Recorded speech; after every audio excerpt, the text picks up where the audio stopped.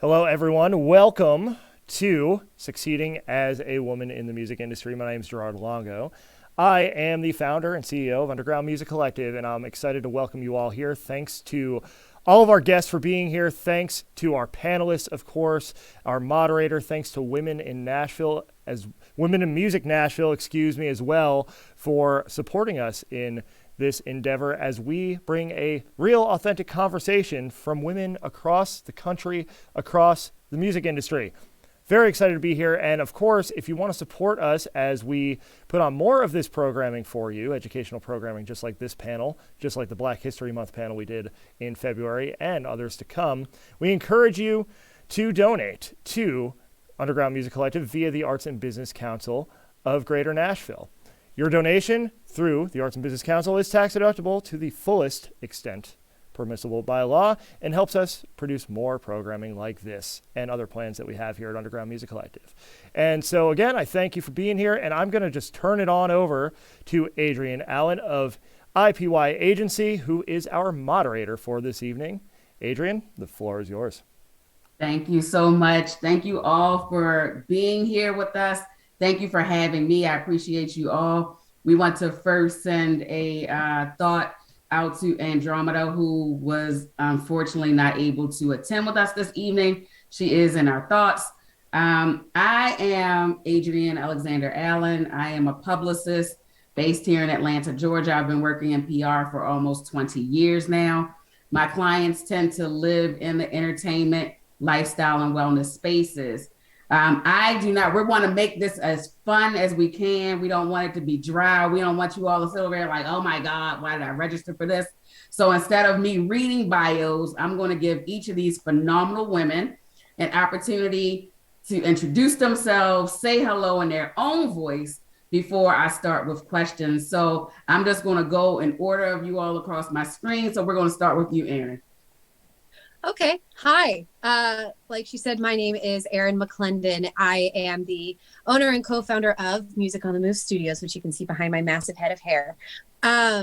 It is a Gerard actually coined this phrase. It's a musical ecosystem. We host an all-female showcase, and the next one is actually March 20th. It's coming up at the Basement East, and it features an all-female lineup, all-female pop-up shops of locally owned businesses, and an all-female house band called the Hellcats. And we've been doing it since about 2019, and the Music on the Move Studios, as it is today, started in 2020 as a result of the pandemic, of all things.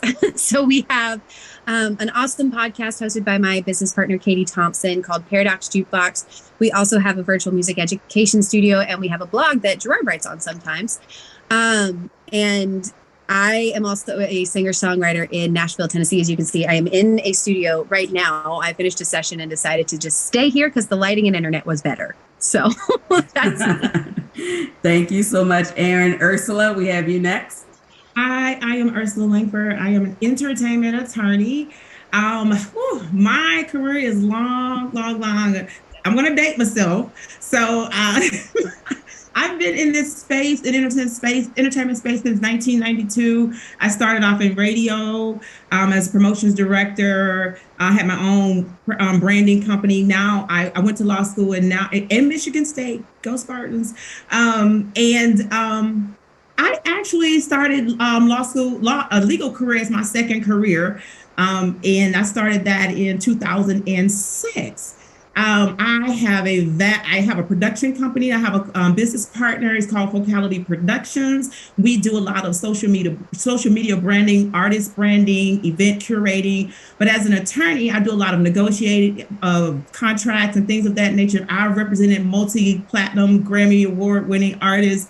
I've worked with Teddy Riley. I've worked with some of the greats. And so I'm just glad to be here because you can see my background is kind of wide and spread. So I want to say, if you want to be in this space, you can be in this space.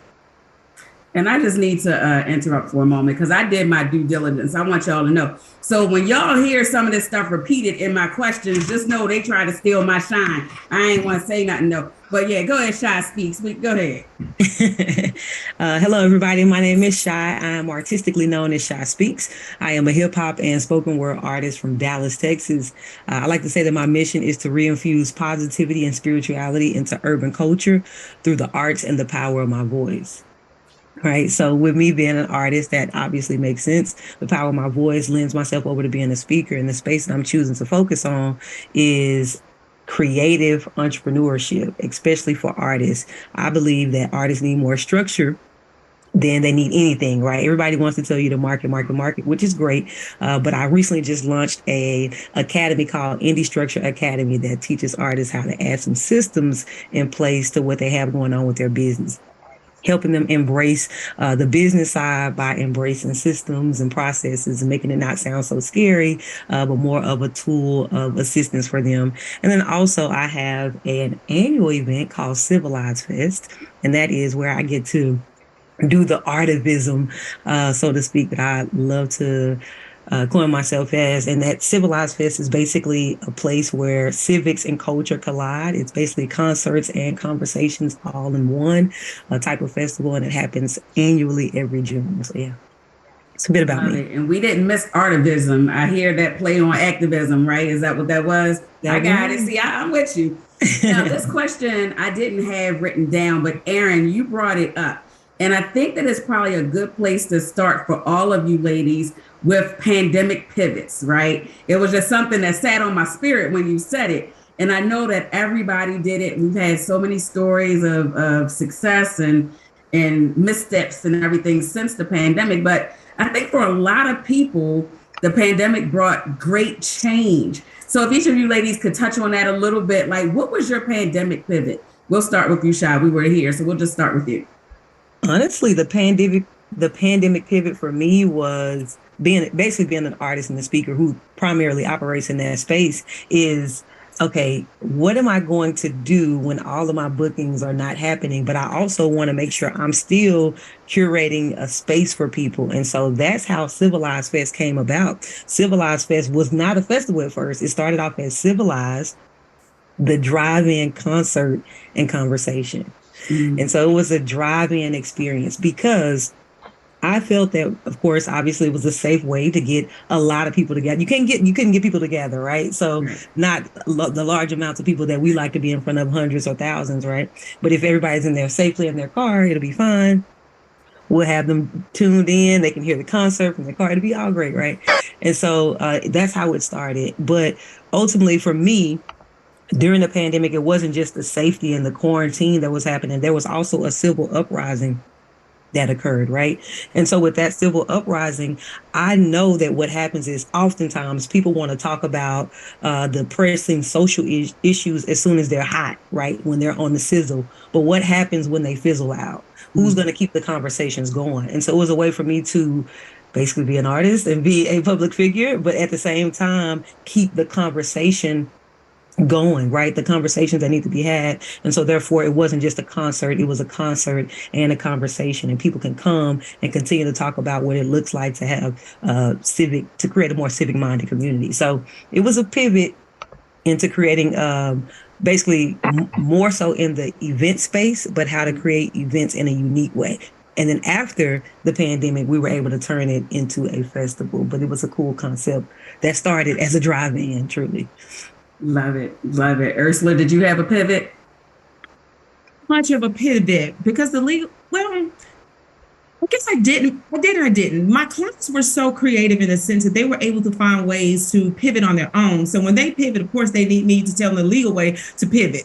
So mine really didn't change in that sense. I just would try at that point and started to making sure that I knew exactly what needed to be done in the virtual space because we had not been in the virtual space as much as we are now. And so that would be my pivot, having to really grab hold of this virtual space and learn it and be able to articulate it and do it well for my clients so that they could pivot during that time, because we did not know when we were coming out of this pandemic.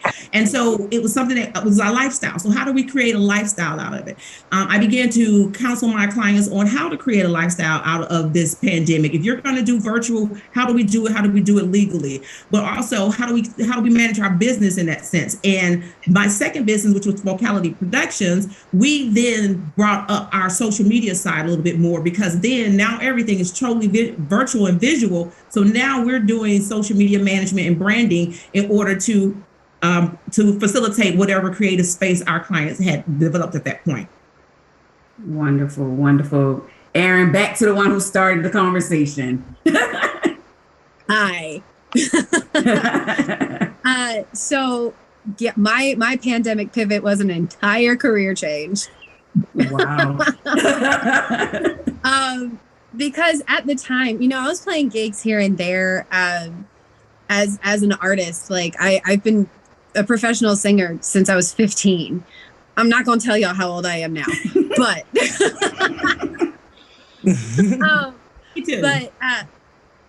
my pivot was I was teaching voice at the time, and obviously like singing is as Shy knows, like it's a very like projected airflow, so that's a big no during a pandemic. So all of my voice lessons moved to virtual.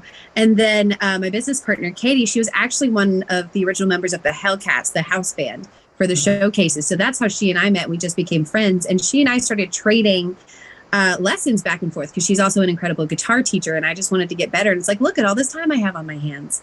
Mm-hmm. And so we started trading lessons, and then we started referring students to each other. And then we started this kind of like virtual hang with some other people who wanted to learn voice and guitar, but in like a no pressure environment. And it was a group setting.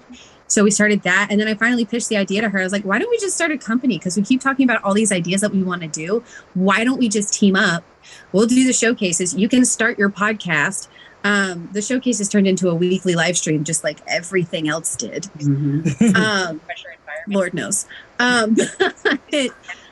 After that, it's just kind of like snowballed into this bigger thing where we kept coming up with more ideas, and it honestly turned out for the best, because we are still doing virtual stuff, but we're also still, it's kind of a hybrid. We're still doing in-person things too.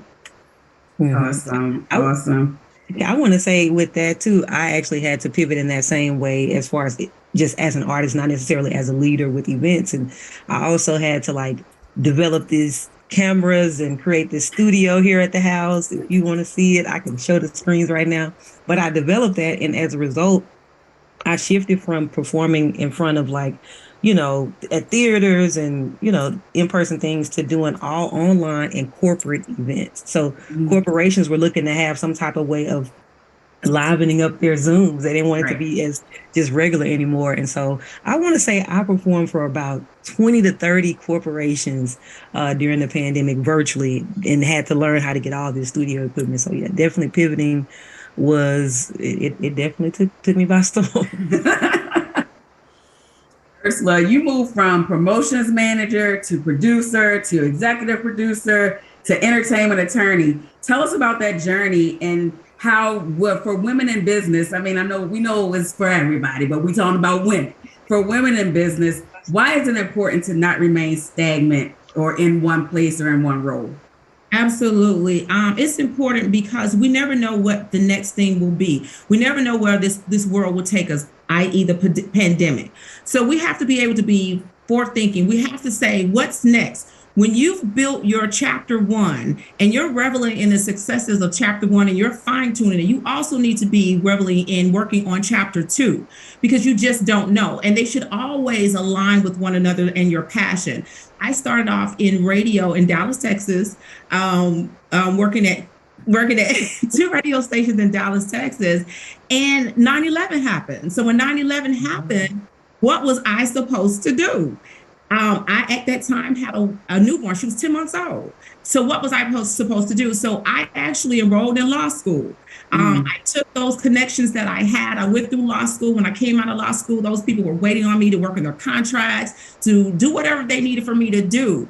And while I'm working as an attorney, the thing is, too, even in this legal space, I still always have to think of what my next move is. I always have to find a niche. I tell people all the time, I tell my clients, find your niche. Find where there's a need and fill that need, but don't stay there. You can't stay there because it's going to get infiltrated. And then what are you going to do? So while you're doing it, when it gets good, I started off as an attorney doing reality TV contracts. And I was probably one of the first attorneys doing it and the only one at that point. So all of a sudden I started seeing 20, 30 attorneys jumping in, and I was like, okay, now I need to pivot again. I need to find out what's next for me. So I started Focality Productions, and I started working on docuseries. First docuseries we worked on was Life After Sex Trafficking. And so continue to pivot because you have to stay relevant. You have to stay busy. You have to continue to build your empire because you never know what's going to happen. It'll eventually fade out. If not, you can have a career in it, but you still, I think maybe 2 or 3 other things you should be doing. But I think it's important because you just don't know where we're going to go at any time. Absolutely. And for Erin, I know Ursula mentioned, her law degree and going to school, and you graduated with a music degree that focuses on music business. But I want to ask, because I think this is one of these like parent-child conversations all the time. Have you used your degree? Do you feel like your music degree helps you in this music space? Yes, absolutely. Honestly, it was one of those things where I majored in music. I was a voice major, and so many people are like, well, what are you going to do? And I said, I'm going to go sing. There was no other option for me. But the cool thing about my degree is that it was a commercial voice degree. So you did all the typical stuff like music theory, classical singing, commercial singing, et cetera, et cetera, et cetera. But I had a music business emphasis. So basically it was kind of like a minor, but not. I don't know how else to explain it. But I wanted to learn the industry I wanted to walk into, because from when I was a kid, I knew I wanted to be like a star, if you will. We were talking before this happened about how extra I am. So y'all just strap in. They're Libras, y'all. October Libras. Okay. But I always knew I wanted to pursue a career in music as an artist. But now that I have Music on the Move and I'm teaching, and we're doing all of these different things, I'm using pretty much every single aspect of my degree, like the voice degree, the education aspect, the music business aspect, and starting my own business in concert promotions, in helping with the podcast and marketing and all of that kind of stuff, just navigating all these things that I thought when I was taking the classes, I was like, I'm never going to use this.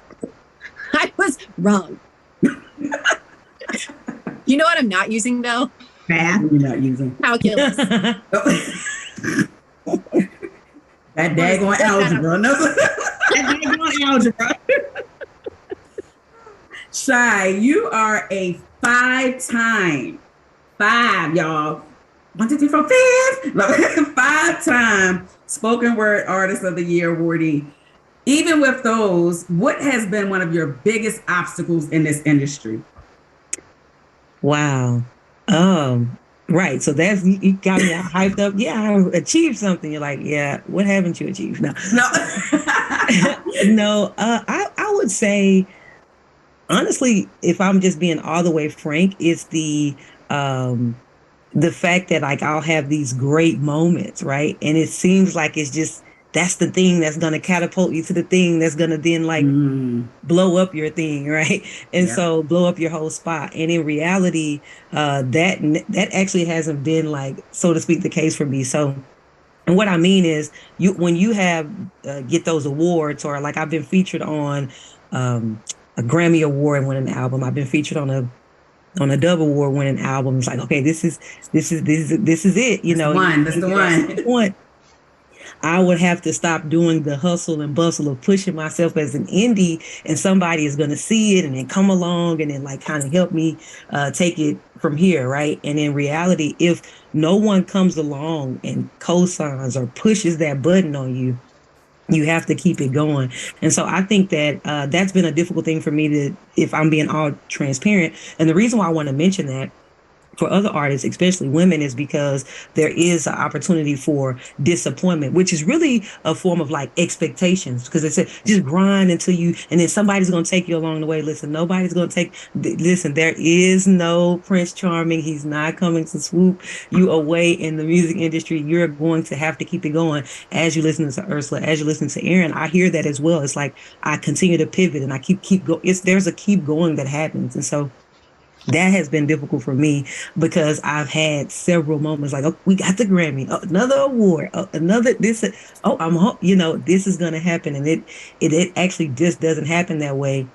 And so what I started realizing is instead of me waiting on someone else to come in and see what I have going on, I need to look at what I have and see what I can do to kind of keep the ball rolling, which is where I started realizing systems, structure, strategy. These are the things that I do well. Let's lean into those. And while I may not have some big break moment, I'll have consistency and longevity. So, yeah.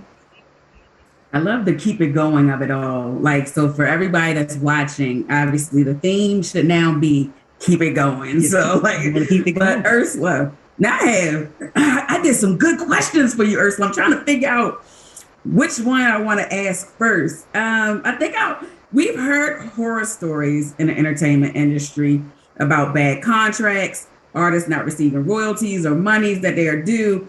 What is a significant reason why you think these things happen? Eagerness. Eagerness. They want to hit real quick. They want to be validated. They want to be successful. They want to do it overnight. They see the opportunity right there in their face, and they're afraid that it's going to run away from them. But you have to take your time. You have to take your time. You have to put in place necessary people and allow them to do their job so that you're protected in the end. My grandmothers always tell me, all money ain't good money. All contracts aren't good money. So because somebody presents something to you, that doesn't mean you have to jump on it. Or they tell you, oh, you got to sign this within 48 hours, or we're going to go get Joe Blow down the street and give him the deal and blow him up, and he's going to be a millionaire by next week. But then if that happens, here's my thing, and I'm trying not to go here. That means that God didn't have that for you. He didn't have that for you. It's not yours. He has something better coming. Amen. But the eagerness to realize your dream, and I get it. I've been there where I really, really felt I was on that edge, and I'm like, I'm about to hit. I'm about to get this client. Oh my God, and I took the client, and I hated that I took the client at the end of the day. I hated it. But when I took my time, I did my research. I counseled with people that were more skilled and experienced than I was, and I allowed the process to be a process and to go through the process. Then I became who I am. That's good. That was good. That is too good. That was good. So Erin, so this is my repeat of something that you said earlier. So you founded Music on the Move Studios, which teaches voice to young people and hosts an all-female showcase that you mentioned. Tell us more about that, and why is it essential that you highlight an all-female setup? Great question. And if I start cutting out, I apologize. My internet is going in and out here, so y'all just let me know. Technology. Yeah. I've been in Nashville since about 2008, and from the beginning, it was very apparent to me that it's a boys' club, and it's just one of those things where, in the 90s, that was the height of women in country music. You had Reba, you had Shania, you had Faith Hill, you had all these powerhouse singers, but they were only 30% of country music radio play. And even like today, it's less than that. And the thing is, after I graduated, when I fully started pursuing an artist career, I walked into a record label, and it was a friend of a friend situation, and they sat me down, they talked at me for an hour. And then it wasn't really a conversation. They just talked at me. And at the end of the conversation, they said, and we've signed our one woman for the year, so we're tapped out. And it was just kind of like, oh. oh dear. So that was kind of the moment that I realized that I needed to do something about it. And what I can do is put together concerts with all of my friends who are women and provide this space for them to show their talents and their music, and not just them, the female small business owner, because that's now me too. And so it's just, it was very important to me that it's just all female, because you go downtown and you see like maybe it's a woman fronted band, but most of the players are men, and there's nothing wrong with that. Everybody's very, very talented, but it's so common to see all guys all the time. If you go downtown and you go to something called a writer's round, I don't know if y'all know what that is, but it's an acoustic situation. There's 3 or 4 people on stage. They all take turns singing songs that they've written. No one's going to bat an eye and all guys line up, but you go see women and it's like a thing. Right. So that's kind of why I decided to make everything I do all female, just until it becomes the norm. I love it.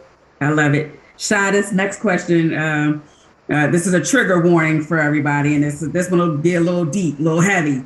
So we know there's a significant issue with drug addiction and drug abuse in the entertainment industry. And like me, you had parents who struggled with both. And so how did that upbringing help you to navigate this industry and, like these things that we're seeing happening with, the help of drugs with people in this industry and how they're making it? And I just wanted to add, I didn't have this written down, but I think that it's important to also talk about how they're highlighting it and making it like recreational now, and just, talking about it like it's just a thing that everybody should do. Right. I would say that it, for me, created the best buffer for the industry that I was about to go into.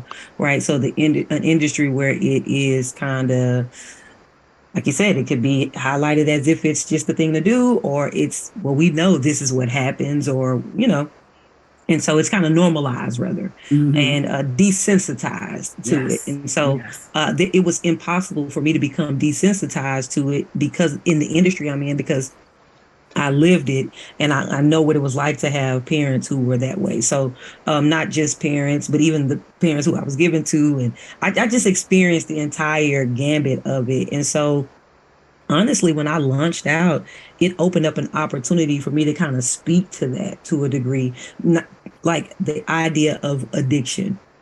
Right. And so I was able to talk about, let's normalize, right? Let's normalize being addicted to the light, being addicted to the right things, being addicted to like let's have a fetish and a full on affinity for something that is going to be beneficial. You know that you are truly free when your habits, right, actually serve you. And so I think it was a great buffer for me personally, but it also provided me, like I said, an opportunity, because it was such a taboo thing to talk about, the opposite, right? So it's like counterculture what I'm talking about. Yes. Right. And so I've enjoyed it. And I feel like people have invited me into spaces as an artist, as a female artist who is positive, who's conscious, but they know I'm going to kind of speak, in the unconventional way. And so it's given me an opportunity to, I guess, like speak truth in that area, but from a place of where it's authentic and a place of experience. You know what I mean? So yes.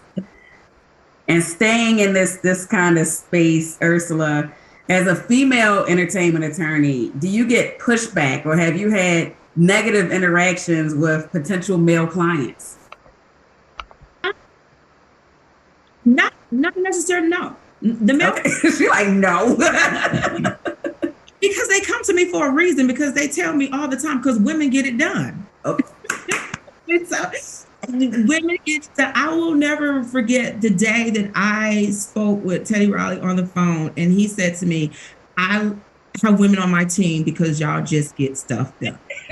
But I've gotten pushback from opposing counsel to sit at the table and no one look like me, or very few look like me.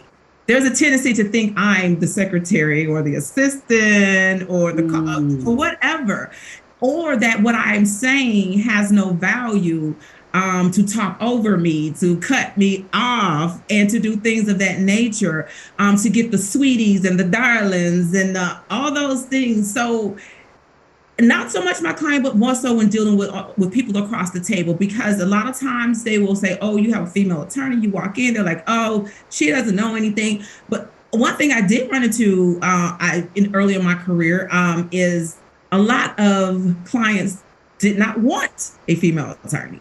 So you have that. They just don't. They again, is that image or belief that we don't know as much as a male counterpart. When in fact, we do. We know myself a little bit more, and we're truly born leaders. We're negotiators. We show a level of compassion and graciousness in contentious times when they're over there throwing sticks and rocks at each other. We're maintaining the control in the room. So from the other side, in the beginning, from people who did not want to hire me, but that was okay with me because I knew what I wanted to do, and I was going to do it regardless. I know that's right. Erin, your bio says that you possess the girl next door familiarity, and you're like Hollywood sweetheart charm. And do you feel like in this industry, what about those qualities set you apart? Because, like being the girl next door, I don't know if they always wanting girls next door, or, like that. It just seems like it's a little different, especially with, how certain people present themselves. So what is it about those qualities for women in music, women in business, do you think are great qualities? I think it's just the whole like girl next door thing is because I'm quirky. We love quirky. And I'm not really afraid to laugh at myself. And I'm always looking for like the. Uh-oh. Did we lose her? We did. Shy, back.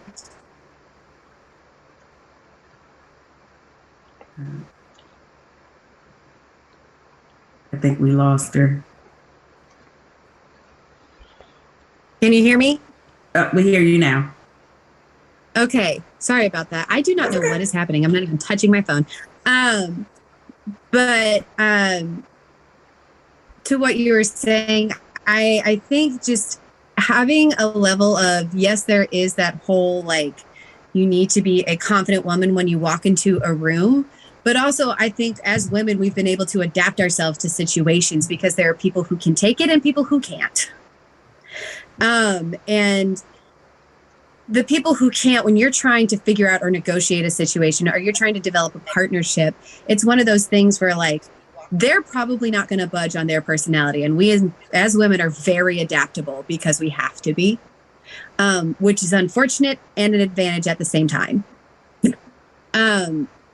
Just because when somebody says, just ask for something, just go for it. And you as a woman say, okay, I want this. Somebody's going to say, if that's an email or if she's kind of bossy, rather than like a guy turning around and saying, I want this. And they're like, oh, okay, cool. Yeah, here you go. It's just the whole like girl next door thing is, hey, I know what I want, but I'm also a nice person. So please treat me with respect.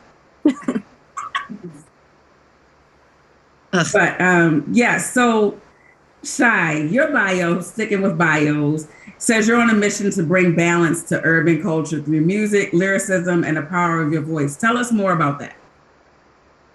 I think that urban culture influences pop culture and pop culture influences the world. So by endeavoring to change the urban culture, which is the culture that I'm from, I am actually helping change the world, right? And so that's kind of my concept about that. Urban culture does influence pop culture does influence the world. And so, and I do that with the style of music that I create. And just kind of speaking back what you were talking about, how I launched out initially, and I was able to label my first project Addicted. And I was able to talk about the theme of being addicted. And I was able to lean into that. because my mission is to infuse and bring balance, I'm always able to create projects, not just music projects, not just spoken word projects, not even just events, anything that I'm curating, I'm always able to curate it in such a way that it can help enhance or bring inspiration or reinfuse some type of balance into culture. Most of the times, like I said, I've had the opportunity to be on Grammy Award-winning albums, right? But I've also had and that's the Grammy Award-winning album that I'm on is Kirk Franklin's album, right? But I'm also on an album by I'm also on an album by Zaytoven and Lecrae called "Let the Trap Say Amen," right? So Zaytoven, he's the trap guy, right? But in 1 week I was on Kirk Franklin's album that came out, and that same week I opened for Jeezy, right? And so I was able to go and be able to be a light or be able to be a representation of like, hey, this is somebody who is from the culture, but we don't all have the same story. Not everybody that came from this context walks this particular path, right? Just because you're from the inner city or just because you're from the hood, that doesn't mean we all, like, some of us made straight A's, went ahead and went to college. Some of us went ahead and, you know what I mean? Like, some of us actually see what we went through from a different lens. And I get to have those conversations about what I see and how I hope to see it differently and what I hope to improve via music and spoken word. So that's what I mean when I say I get to bring balance. I get to go into spaces, and when I'm there, I'm not having to do what they're doing. I don't have to speak from his perspective. I brought up Jeezy, for example, because he's from the same context that I'm from, but he talked about being the trap star. Well, I'm not a trap, right? I'm very different. I'm advocating for education. I'm advocating for anti-drugs. I'm advocating for, self-love. It's totally different, but it's authentic and it's uniquely that culture. And when I step on the stage, it's clear that that's what I represent. Like, she our people, but hold on, it's a little different. I like this. I rock this. So it's been able to be that. And so I'm grateful because I get to have this balanced perspective with my art, but I get to represent balance in the cultures. I love it. I love it. Great answer. Ursula, what's the one piece of advice you give to everyone entering the industry, or even ones that are already in the industry, surrounding entertainment law that may be different from any other type of law or need for an attorney? What would I say to them? Yeah, what's one piece of advice you give them? There's so much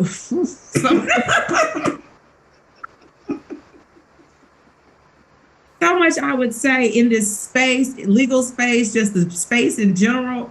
But if I had to encapsulate it all into one thing, you have to know who you are and where you want to go. Mm-hmm. You have to be clear on your plan. I'm not saying you have to have all of it figured out, A, B, C, D through Z. No, but you have to have a starting point and you have to know where you're going. And one of my favorite phrases is always this: be rigid about the dream, but flexible in the approach. Y'all wrote that down?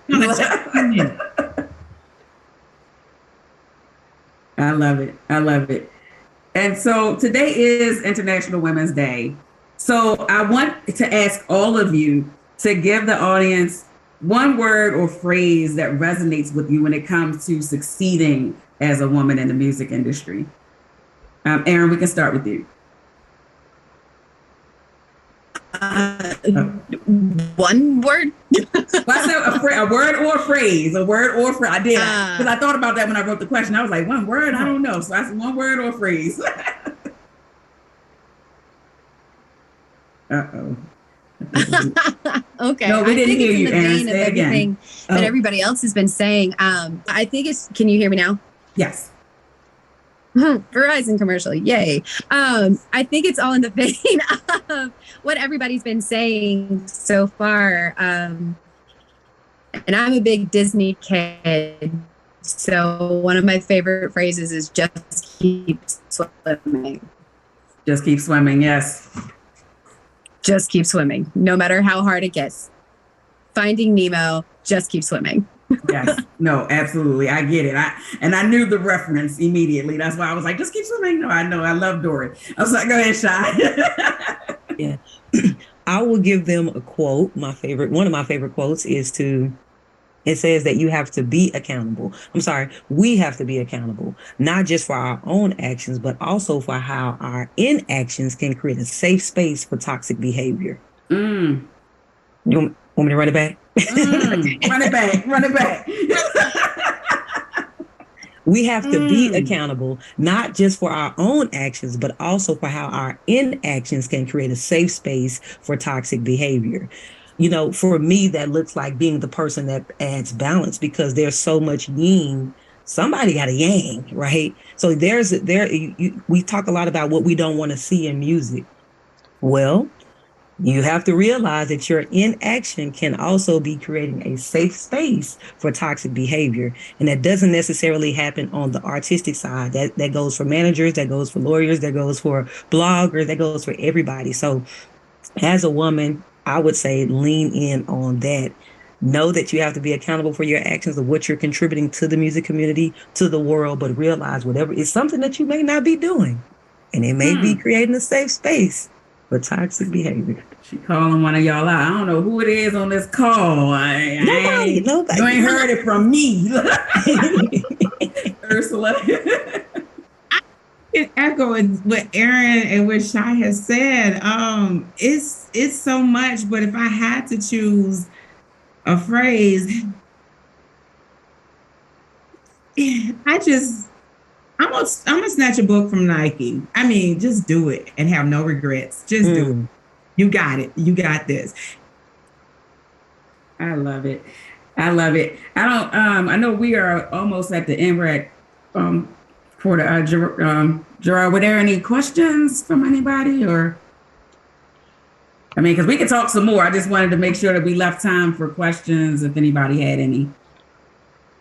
Did Gerard go to sleep on us? Oh, there he is. Here he comes. I'm here. I had to take myself off of mute. No questions yet. This is a good time. If you're watching, if you're listening, to give us your questions. I'm monitoring the chat right here for you. And again, I just want to pause and let you know that Underground Music Collective is looking to do more panels like this, and you can support us in that mission, of course, by making a tax-deductible donation to UMC via the Arts and Business Council of Greater Nashville. Go to that URL right there on the graphic and make sure to donate. That'll help us do more things like this and expand our programming efforts. Also want to give a big shout out to Women in Music Nashville for their support, helping us spread the word for this panel, and of course, helping some of you become aware of what we were doing here today. So thank you all for joining us. And yeah, I say while we wait for some questions, let's just keep going. Let's just keep the conversation going. Okay. Awesome. So, Ursula, I know that there is, listen, we know, I did a conversation before where we talked about the most important people to have on your team. And so for the people who have this preconceived notion, because sometimes where you come from dictates how you look at things, right? And people feel that an attorney is out of their budget, or that, it's just too much involved with having an attorney, or, like any of the preconceived notions that go with law. How do you speak to those things? Well, if you think that not having an attorney is out of your budget, think how much it's going to cost you not having one in your budget. It's a whole lot more. Trust me, when we have to go back and unravel things and just it's a mess. It becomes a mess. I would just say, in this culture, we can spend so much money on material things. And if we took that money we were spending on shoes and cars and bottles and trips and whatever, and put that in a bank account. And if you're serious about your career, then that bank account is your lifeline. So when you need that attorney, you don't have to be on a retainer with an attorney. I take people what I call a la carte, which is you call me when you need me. And there are a lot of attorneys that will do that. Call me when you need me. But if you have that money set aside, sacrifice. It's a sacrifice. You have to sacrifice for what you want. Put that money aside. Then we are in your budget. Then accountants are in your budget. Some people say, well, I still can't afford it. I'm one of those attorneys. Well, I will work with you. I don't work with everybody, but I will work with you. I will do payment plans sometimes. There are insurance plans out there where some attorneys and law firms have insurance plans where it's kind of almost like you go and get a credit card and you like what is it, care credit? Care credit. Yeah, like care credit. And a lot of firms have that. There are ways for you to make it. I'm one of those attorneys where in my career, I have taken on clients and not asked them for a dime because I believed in their project. Mm-hmm. There aren't very many, and I'm not saying for attorneys to do that. Nope, not telling y'all to do that. I'm just saying that's some things that I have done. This is an Ursula thing here, okay? But no, it is in your budget. If it's your dream and it's what you truly want, an attorney is in your budget, an accountant is in your budget. It is. It is. You just have to see where you have to trim the fat. I love it. We have 4 questions. I want to try some of them.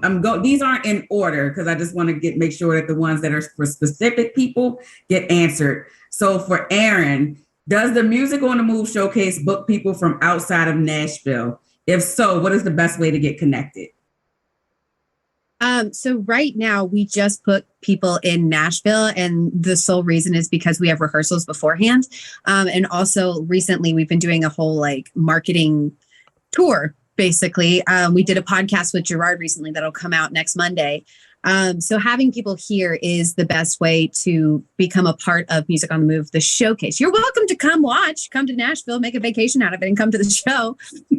But if you are somebody who is interested in getting involved with Music on the Move, you can go to our website for musiconthemove.com/contact. And there's a submit button there. And you can also request to be on Paradox Jukebox there. You can also just send us an email and ask all your questions there.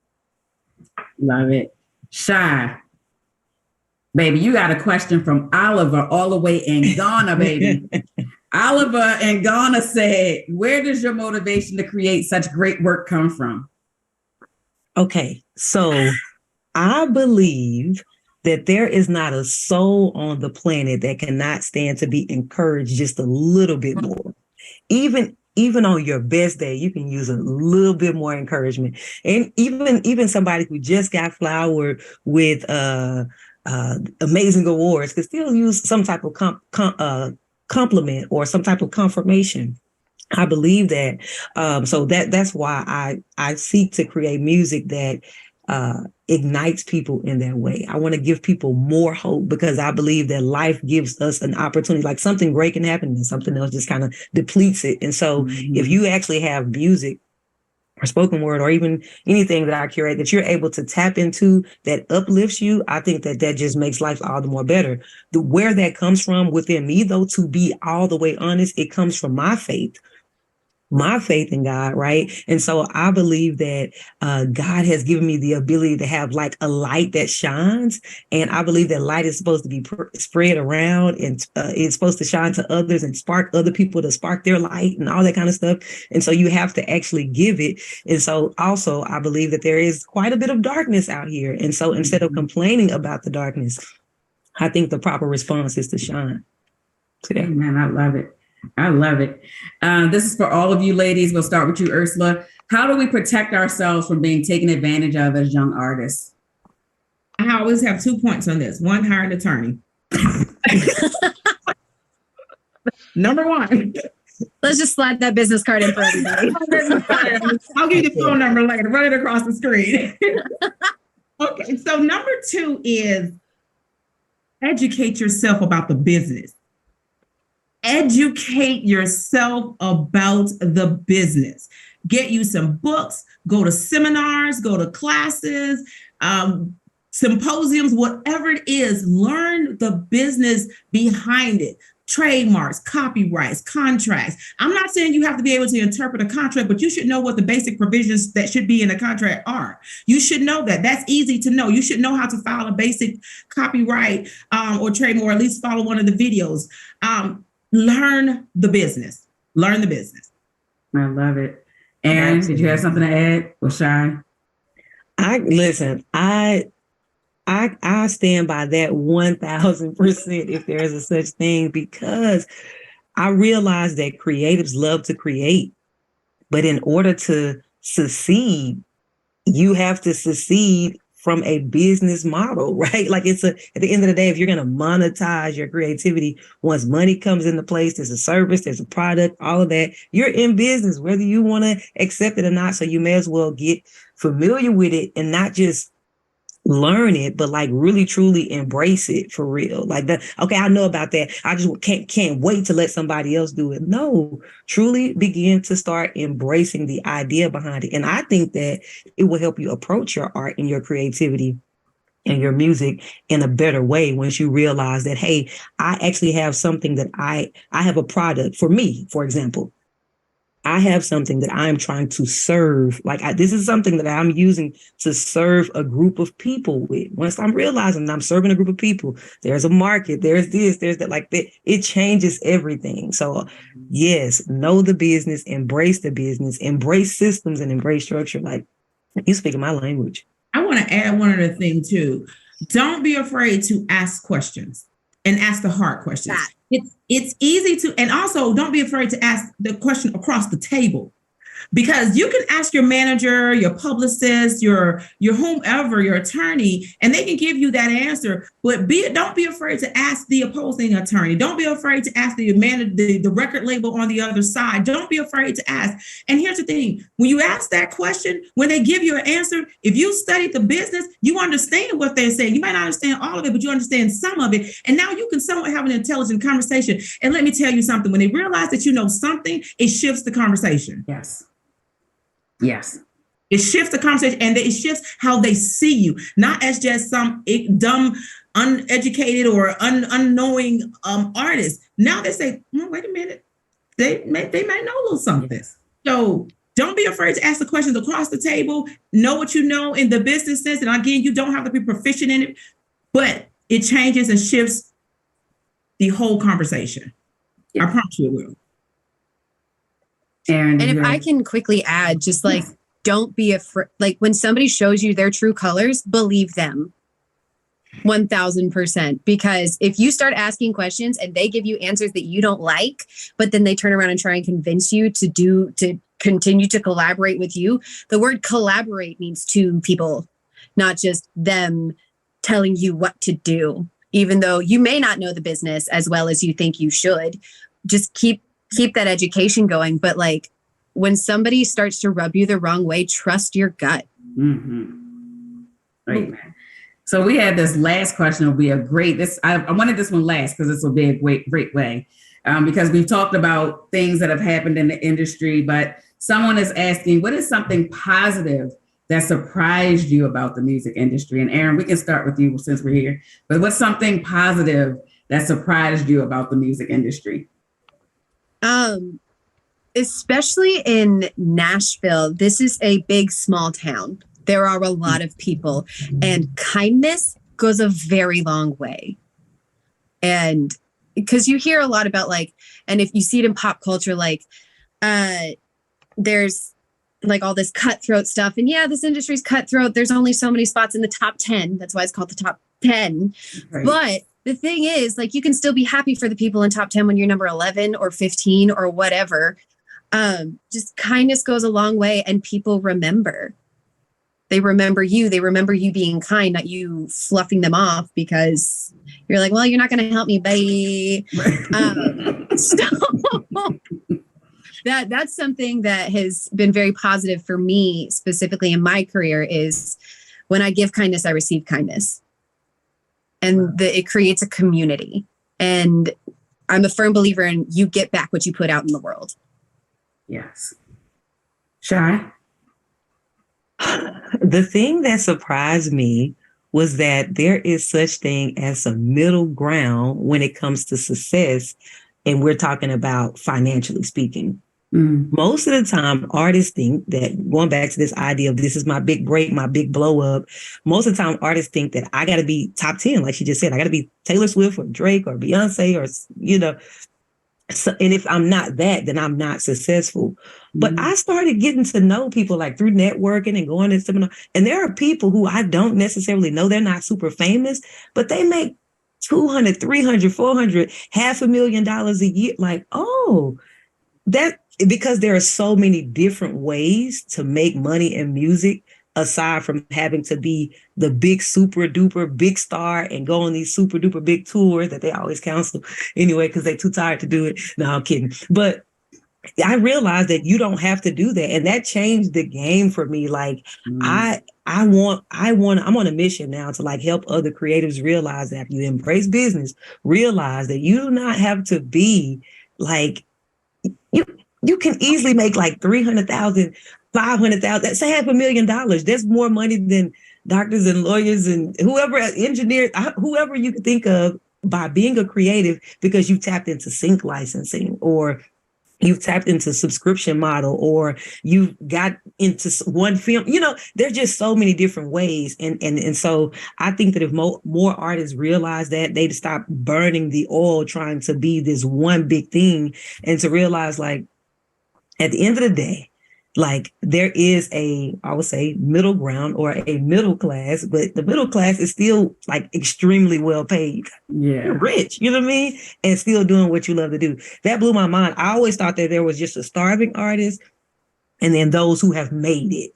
Right. Made it is subjective. Once you begin to get to know some people, there are people who are out here who are making a killing.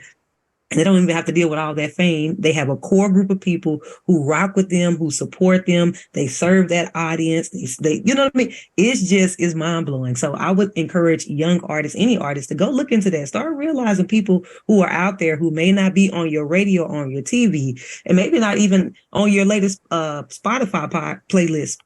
But they exist and they exist somewhere and they are big in whatever their world is. And as a result, they are making cheddar. They are extremely and they are extremely successful by their means and their measure of what success looks like. So, yeah.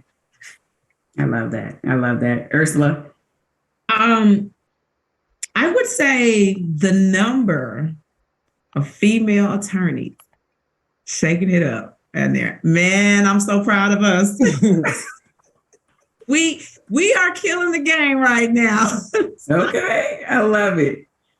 I know we are at the last like 3 minutes, but someone said, and I think this is a very personal question, but if you grow up never asking of elders, how do you speak and ask confidently? I know, right? All of us are like, huh? I know, like that's why I said this is a little personal. This one a little personal. I know for me, and I can, even though I'm not one of your panelists, while they think about it a little bit, for me, I just kind of had this conversation with someone else. This is a pivot, right? This is getting out of your own way. This is doing something different from what you've been accustomed to doing. And this is also being confident in yourself and in your own space of knowing that, I have a right to ask things that I want to know. I know that we've been brought up and we've been accustomed to respecting our elders and certain conversations don't happen and things of that nature. It's not disrespectful to ask a question. It's not disrespectful to want to learn. It's not disrespectful to want to know and go beyond where you are to get to somewhere else.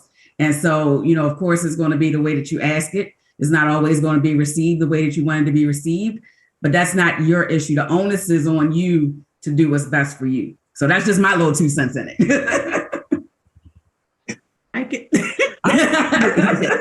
I agree. Now, I recently reached out to someone who is older than me, but who is of extreme success and accomplished woman. And I reached out for mentorship, and I've never really reached out for mentorship. It either happened or it didn't. And so, but what I did, and this may be useful. I went to them and I actually said, "Hey, I have this sense that where I'm going, I have like this, like a part of it is my dream. Some of it is, I feel like I'm just being called and pulled this way. And I know that you've been to some of the places that I'm going. I know that you've experienced some of it. And when I get there, I want to have some wisdom to navigate the moment. And I feel like it's just easier to ask. You see, coming in with casting the fact that it's vision. And I think that older people love to hear young people have vision and dreams. They don't want to miss out on the opportunity to actually help steward your vision and dreams. So just come in and let them know that, hey, I have these dreams and I have this vision of where I'm being pulled into. I want to get there. When I get there, I want to operate with wisdom. And the best way to have wisdom is to ask someone who has been before me. So do you mind if I ask you a couple questions about this and that and the third? Yeah. And what I also all people can say is no. Right. Yes. They're either going to say yes or they're going to say no, and the world keeps spinning. Right. Yep. I want to add real quick, one practice that I used when I was in law school, learning how to litigate and do oral arguments. Sometimes just write it down. Just write it down and just practice it and change it up and make sure you look up, put out the thesaurus, the dictionary, whatever you need to do to make it sound comfortable for you, and practice it. Sometimes, and then you get comfortable in addressing it. And then at what time it'll be easier. The more you do it, the easier it'll get. Because as much as I talk now, you'd be surprised. I used to be afraid to talk in front of people. Not you, no. But as we end, I just want to say, I just want to just include a little bit more to say that your elders are people too, right? Celebrities, they're people. And if you go to them from a human perspective, like Shy said, like if I'm treating you as a person first, celebrity second, executive, whoever, like whatever your status is, I'm treating you like a person. I'm looking at you like a person and not just a celebrity. That goes a whole lot further than, like fangirling or, like, oh my God, I love what you do. Mentor me. No, like they're a person, like Shy said, like you need to humanize that situation and then really, learn and lean in that way. But I want to thank you all. We are at 8:02. This has been an amazing conversation. Thank you, ladies, so much, Gerard. Thank you. I know you're going to come in with another spiel. I got you. But I don't know. I think all of the ladies' social handles were tagged. Gerard got it. Go ahead. No, I was going to say, go ahead. Like everybody give your socials. Sorry. I'm promoting you on Instagram, the letter I, the letter M, PROMOTINGYOU. Ursula, you're next on my screen. It is legally ours. Hold on. See it back here? Oh, wrong side. There you go. We so creative. Illegally earned. Shy. I'm everywhere at ShySpeaks. ShySpeaks is all one word, ShySpeaks. And Erin. And then I am at Erin McLendon. McLendon is spelled McLendon. And then you can find Music on the Move Studios at Music on the Move Studios. As it's all spelled, all one word. Thank you all so much. This has been amazing. Gerard? Thank you, Adrian. Thank you, Ursula, Shy, Erin, everybody who tuned in from here in the U.S., from all the way in Ghana, and everywhere in between. So excited. If you want to know more about what we're doing at Underground Music Collective, you can follow us at UMC Nashville, and that is our main Instagram handle. That'll pretty much take you everywhere. You can also visit us at undergroundmusiccollective.com. That's our central hub for all things independent music, creativity, community, discourse, and more. And I just want to remind you one more time, if you want to support UMC, we are a fiscally sponsored project of the Arts and Business Council of Greater Nashville. Go to abcnashville.org/donation/UMC. It's tax deductible to the fullest extent permissible by law. And of course, want to give one more big thank you to Women in Music Nashville for their support, for helping spread the word and bring some of you surely into this discussion. Thanks to everyone for tuning in.